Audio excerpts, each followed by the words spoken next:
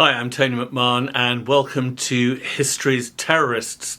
Now, I'm a regular contributor on TV documentaries about history and science, but I also have another life, and that is as a communications consultant on counter-terrorism and counter-extremism, and I've worked for government clients, NGOs and so on, tackling all kinds of threats in that area. Now, in my youth, in the early 1980s, I was also, you could say, radicalized myself. I considered myself a Marxist. I was a member of a Marxist group. I never supported terrorism. In fact, I was actually quite anti-terrorist. I took what was called a workerist position. I believed in the primacy of the working class and not the acts of terrorist groups like Baader-Meinhof or the Red Army faction or whatever.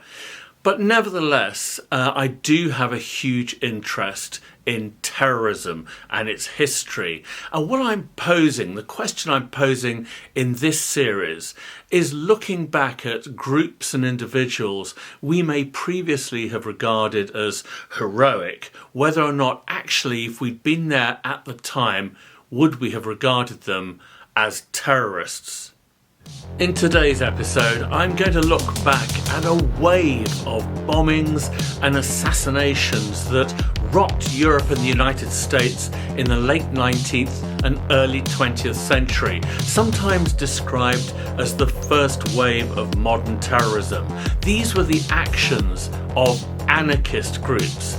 Anarchists absolutely terrified the authorities in Europe and in the United States in the early years of the 20th century. They took down prime ministers, princes, government ministers, and even a president of the United States. And I think as we move now into an era of huge instability, of mass protests, of social media skullduggery by extremist groups and rogue states, now is a great time to look back at the history of anarchism in that era and find out, are there any lessons to be learned for today? Between 1892 and 1901 is sometimes described as the golden age of assassinations. I mean, there was certainly one killing after another that included the Prime Minister of France, an Empress of Austria, the King of Greece, and as I said, a President of the United States. And this was all motivated by something called the propaganda of the deed, this belief among anarchists that by committing an extreme act of violence, this would somehow ignite a spirit of revolt among the people. Actually, what it did in reality was something quite different. It actually ignited a spirit of revulsion among many people. It also gave the state an excuse to clamp down on all dissent. It's not often appreciated that many of the law enforcement agencies that exist today and the surveillance techniques and policing tactics that we take for granted were actually developed during this so-called golden age of anarchist assassinations. It seemed that from the 1880s to the 1920s, the assassinations and bombings would never cease. Take, for example, the French anarchist Auguste Vaillant, who in 1893 lobbed a bomb into the French Parliament, fortunately only injuring 20 of the elected deputies. He was later guillotined for this terrorist attack. But Vaillant inspired Émile Henry, who in the following year detonated a bomb at the Gare Saint-Lazare train station in Paris, killing one person and wounding 20. Unsurprisingly, he was also executed. Then along came the Italian anarchist Sante Geronimo Caserio, who took it upon himself to avenge the deaths of Vaillant and Henri by successfully assassinating the French president Marie-Françoise Sadi-Carnot. He was also guillotined, and for some reason his death mask came to be owned by the former leader of the French National Front, Jean-Marie Le Pen. The slayings came thick and fast. In 1881, the Russian anarchist group Narodnaya Volya, which means People's Will, threw a bomb at the coach of Tsar Alexander II. Now, this coach had been given to the Russian Tsar by the French Emperor Napoleon III, and it was supposed to be bomb-proof. And Alexander survived the bomb being thrown at his coach, but then made a fatal mistake. He got out of the coach to have a look around. Unfortunately, there was an anarchist still waiting there for him, who then threw another bomb, and then, up went the Tsar in flames and explosions. Most of the Narodniks were university students, and about a third of them were women. And this is interesting because it's been a subject of discussion in recent years about modern terrorism, whether women actually can be protagonists as much as victims. All the evidence in the history of terrorism seems to suggest that, oh yes, women are just as capable of committing terrorist deeds and being just as ruthless as men. 5 years after the assassination of Tsar Alexander II, the Narodniks decided to have a go at his successor, Tsar Alexander III. One of the Narodnik conspirators was a chap called Alexander Ulyanov. Now, he was caught and hanged for his part in the unsuccessful plot. His brother, though, Vladimir, would come to be known, and is still known to all of us, as Lenin. Now, Lenin rejected the anarchist approach of his brother, Alexander. He didn't see the point in these kind of heroic individual deeds, such as throwing a bomb at a head of state.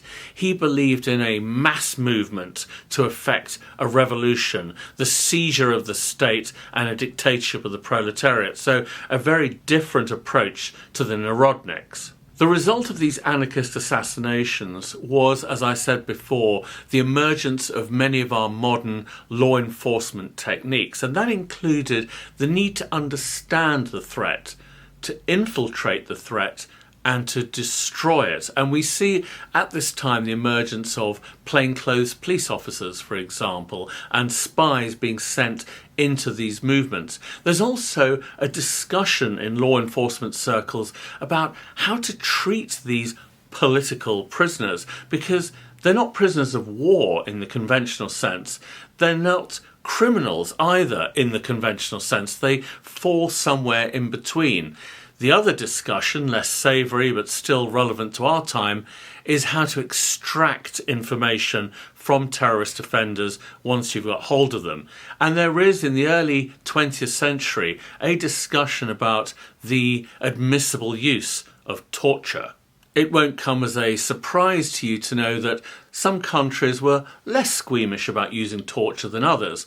The Russians, heartily sick of the Narodniks and the emerging Bolsheviks, used torture quite a bit to find out what was going on in the heads of these anarchist terrorists. On the 10th of September 1898, Luigi Lucchini fatally stabbed the Empress Elizabeth of Austria as she was strolling through Geneva with only her lady-in-waiting and no bodyguards. This assassination fits into a particular trend we still see among terrorists today, particularly ISIS, for example, of hitting at very, very soft targets in order to strike terror and fear into the enemy, to show that terrorists are capable of killing anybody. Lucchini later told police that he was up for murdering just about any royal figure that he saw in the Swiss city. It was just that Elizabeth happened to pass by. At his trial, Lucchini was informed by the judge that he would not be executed as Geneva had just abolished the death penalty. Now, reportedly, Lucchini was absolutely furious. Where was his martyrdom? He wanted to be killed. He even demanded that he should be tried in another Swiss canton in order to be executed and then glorified by his comrades. But it was not to be, and he was sent to prison. And faced with an eternity of drudgery behind bars and no glory, Lucchini fashioned a noose in his cell and committed suicide. Lucchini's actions led to what might have been the first international conference on terrorism in Rome. 21 countries attended, and many of the resolutions referred to the use of the police, how to monitor media coverage, and mandatory executions for the assassinations of heads of state. In 1900, another anarchist killer escaped the death penalty for a very different reason than Lucchini. Jean-Baptiste Cepido stalked the Prince of Wales, the future King Edward VII and son of Queen Victoria, as he boarded a train in the Belgian capital of Brussels. Cepido managed to fire 2 shots into the carriage, but somehow missed everybody. And after his arrest, he told the police that his act had been one of protest against Britain's involvement in the Boer War in South Africa. Incredibly, Cepido was found not guilty by the jury and released. The reason being that he was only 15 years of age. So it was believed that he was incapable of having the criminal mindset of a terrorist. Nevertheless, he had sufficient mindset to skip the border and go to live in neighbouring France, where he lived to a ripe old age, dying in retirement in 1959. Nevertheless, Cepido's act as a young teenager is still something that resonates with us today, because of course there are many teenagers who have become swept up in terrorist outrages. So for example, ISIS in the 2010s recruited many teenagers from the United Kingdom and France, for example, to journey to Syria and Iraq to fight with them. And ISIS also trained toddlers, the so-called ISIS cubs of the caliphate, to even carry out executions. Now, it's still a moot point. How do we deal with children terrorists? Anarchism had a significant following in Italy, in Spain, in France, also of course in Russia, and even in the United States. But it even spread as far afield as China and British-run India. In India, some in the movement for independence from the British Empire in the early 20th century were influenced by anarchist ideas and methods. Bhagat Singh was a member of a small revolutionary group, and he shot dead a British police officer, in December 1928. He managed to escape, but several months later he then let off some bombs in the Legislative Assembly in Delhi. In 1931, he was hanged by the British authorities, and he became a hero to many Indian nationalists, though apparently not to Mahatma Gandhi, who of course was an advocate of non-violence. Now, whether we'd regard Singh as an anarchist or a terrorist is a moot point, of course, but nevertheless to the British authorities, that's exactly what he was. So how did other radical groups in the late 19th century, early 20th century react to the antics of the anarchists? Well, Marxist influenced groups were less than impressed, and in fact Karl Marx himself had clashed with arguably the father of anarchism, a man called Mikhail Bakunin. Now, Bakunin had no interest in building a mass party, taking over the state, and he particularly abhorred the notion of a dictatorship of the proletariat, a kind of transitional phase where the state would be used to crush the bourgeoisie. In his view, the state was the enemy, whereas Marx believed it was the class, the capitalist class. So Bakunin and the anarchists believed that the state had to be swept away. So this put them on a collision course ideologically with Marxism. To the anarchists, they wanted spectacular deeds to dazzle the oppressed into action, and that included murder. The early anarchist thinker Johann Most put forward the idea of the propaganda of the deed in uncompromising terms. The existing system will be quickest and most radically overthrown by the annihilation of its exponents. Therefore, massacres of the enemies of the people must be set in motion. One of his protégés was Emma Goldman, who lived for a long period of time in the United States. She was sometimes described as the queen of anarchism in the American press. She didn't think that the masses were the agent of revolutionary change, as Karl Marx did. She thought the masses were a problem. But I insist that not the handful of parasites, but the mass itself is responsible for this horrible state of affairs. It clings to its masters, loves the whip. The leading Russian revolutionary, Leon Trotsky, had no time whatsoever for the anarchist way of doing things. What he really objected to was the replacement of the masses by so-called heroic individuals. Because what the anarchists were saying in effect was, you don't need to build a mass revolutionary party, you just need to assassinate a few people. Now, to people like Trotsky, this was absolute nonsense. If it is enough to arm oneself with a pistol in order to achieve one's goal, why the efforts of the class struggle? If a thimble full of gunpowder and a little chunk of lead is enough to shoot the enemy through the neck, what need is there for a class organisation? This growing hatred between the anarchists and their use of terrorism and the Bolsheviks and Marxists came to a head after the Russian Revolution in 1917. The Bolsheviks took power in the name of the working class, and they instituted a kind of terror, if you want, against the capitalist landlords, but also against opponents of the Bolshevik party. And over time, the anarchists decided that they were opponents of the Bolsheviks, so much so that an anarchist called Fanny Kaplan attempted to assassinate Lenin in August 1918, and she actually successfully shot him, lodged a couple of bullets in Lenin, but it didn't kill him. Now, the Bolsheviks had abolished the death penalty, but they brought it back especially for Fanny Kaplan and duly had her executed. In 1900, right at the start of the 20th century, anarchist terrorism came to the United States. President William McKinley was shot dead by an anarchist called Leon Czolgosz. Now, he didn't die instantly, it took him a week to die, but nevertheless it had been discussed openly for weeks in the newspapers that there was a threat to the president from anarchists, and nevertheless his personal security was not sufficient to allow Leon Czolgosz to push through the crowd with a gun hidden in a handkerchief and to shoot the president dead at close range. Ironically, although Czolgosz admitted that he was an anarchist, he was actually known to the anarchists and suspected of being an agent provocateur. In fact, there'd even been a leaflet put out accusing him of being a police spy.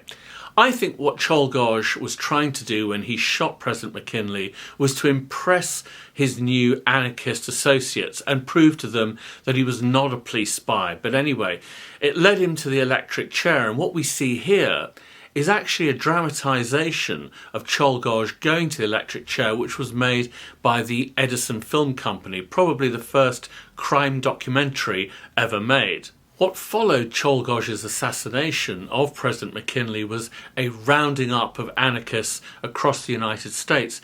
And in newspapers in Europe and the US, we had what may seem very familiar editorial copy about political refugees and asylum seekers, with editorials thundering, we've allowed these people in, we've given them refuge, and how do they repay us? With conspiracies, with plots, with assassinations. Send them back to where they came from.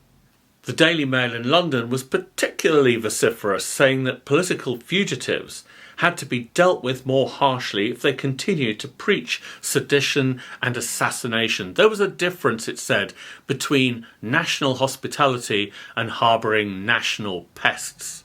There was undoubtedly a lot of xenophobia and even racism in these editorials. At the same time, though, there were undoubtedly terror plots being hatched. For example, in the United States, the assassination of the King of Italy was probably hatched in New Jersey among an anarchist cell there. In July 1900, King Umberto I of Italy was shot 4 times as he visited the Italian city of Monza. His killer was Gaetano Bresci, who was born in Tuscany but had emigrated to the United States and then become involved in a well-established anarchist network in Paterson, New Jersey. The suppression of food riots in Milan in 1898 was the grievance that sparked a process of deep radicalisation that led to Bresci being determined to leave the United States and to go and kill King Umberto. After being put on trial, Bresci wasn't actually executed because Italy was another country that had abolished the death penalty. He was sent to prison. However, he died a year later in prison in circumstances I think we can honestly say were a little bit suspicious. After the assassination of President McKinley, his successor, Teddy Roosevelt, did propose sending all terrorists back to their countries of origin. And Woodrow Wilson, who was president after that, actually attempted to send loads of anarchists to the newly formed Soviet Union. And this may have led to a wave of anarchist bombings in the United States, including the notorious 1920 Wall Street bombing, which claimed many fatalities, was undoubtedly one of the worst atrocities in the United States before 9/11. The anarchist activity did test the limits of free speech. Again, I think this is something very resonant with us today. And there was a lot of discussion about so-called philosophical anarchists. In other words, the people who created the ideology that legitimized terrorist acts. Should they, for example, be sent to prison for a year to cool off? That was one of the suggestions at the time in a newspaper called the Daily Graphic. It went on to suggest that philosophical anarchists would grow considerably more cautious in the use of their words, and their disciples would begin to learn something of the same reticence in using revolvers. This is still a debate that resonates a huge amount today, because we want to know how to deal with the non-violent proponents of terrorist ideology while protecting our democratic values. And you can see that debate raging across the Western world.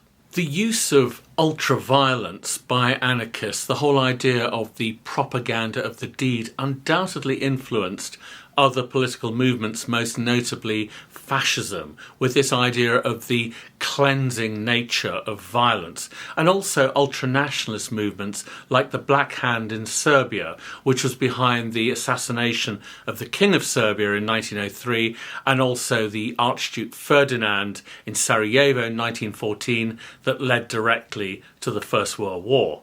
This brings to an end then our quick guided tour through the first wave of modern terrorism, the anarchist outrages of the late 19th, early 20th century. Unsurprisingly, after 9/11, there was a lot of discussion about this period of history and comparing it to the acts of Al-Qaeda. Al-Qaeda clearly believed that its attack on the Twin Towers in New York would have a kind of shattering and kind of destabilizing effect on its enemy. Now, that didn't necessarily come to pass, although it was an absolutely terrible outrage. But the psychology behind that terrorist attack wasn't entirely different to what the anarchists were thinking 100 plus years ago. Well, I hope you enjoyed that.